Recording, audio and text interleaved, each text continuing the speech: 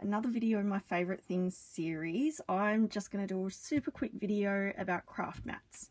So I have a couple of different craft mats that I've used over the years, and I'm just going to talk to you about why I use them and what they're for. So the first one is this green, very dirty, well loved green plastic mat. It's not marked on the back side. I actually have two of these. I have one next to each other on my craft desk, which is from IKEA. It's white, so I don't want to get mess all over my craft desk. That's why I have these down. It's fine for cutting on. I do that with my craft knife. These are the mats that I cut on. I paint on them, as you can see, but what they're not is non-stick. So any paint or anything liquidy will stick to these mats. They're not ideal for that. So the other mat that I have, the other two mats that I have, is this Ranger craft mat, this brown mat. It's a silicone mat. It's very thin. This mat is the best non-stick mat I have used. It's just not very big. So, and you can see it's curled at the edges, so it does that over time, and sometimes I washi tape it down. But this mat is heat resistant and it's non-stick. So if you're doing any, you can see it's a bit ink stained here.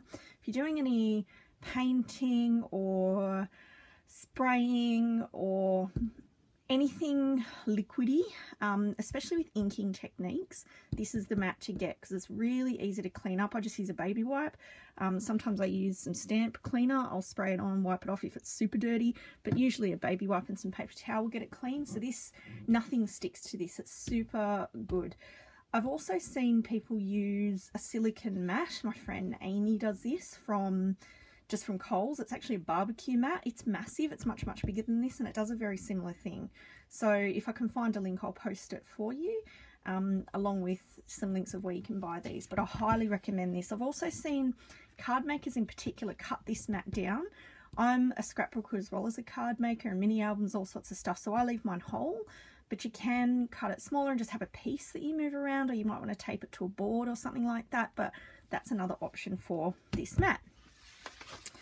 I also have this Heidi Swap Make Pretty Stuff. I'll be honest, I bought this because I forgot to bring craft mats to a retreat, and Peter Macbeth from Scrapbooking from Scratch was selling these, so I bought one.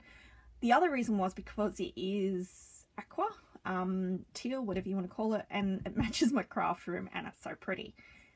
This is actually silicone, but it's super sticky. It's not like this brown one. If you're using glitter or anything like that, it just adheres to this. So it's very hard to get clean. Glue, anything like that sticks to this mat like crazy. So I tend to use this mainly to cover up my ugly green mat, but the other thing I use it for is fusing. So when I'm using my fuse tool, I'll just grab it, my heated fuse tool, it's a soft squishy surface, so it's much thicker than the other silicone mat that I have. So when you're fusing on it, it actually depresses a bit into the mat. So when you're running this along, it gives you a much better fused finish, and it's less likely to split apart. So if you do a bit of fusing, this mat's actually really good for that.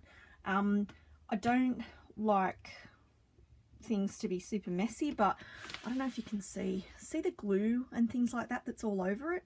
That does my head in a bit. So if I'm doing messy stuff, I actually just usually leave my green mat on my table.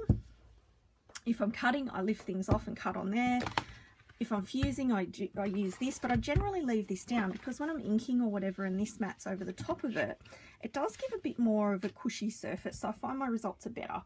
So they're the mats that I use. You can get other mats. I've had this one, this Fiskars sort of A4 size mat. One side's self-healing, the other's just plasticky. I've had this for donkey's years. This is good if you're traveling and just doing small things like card making.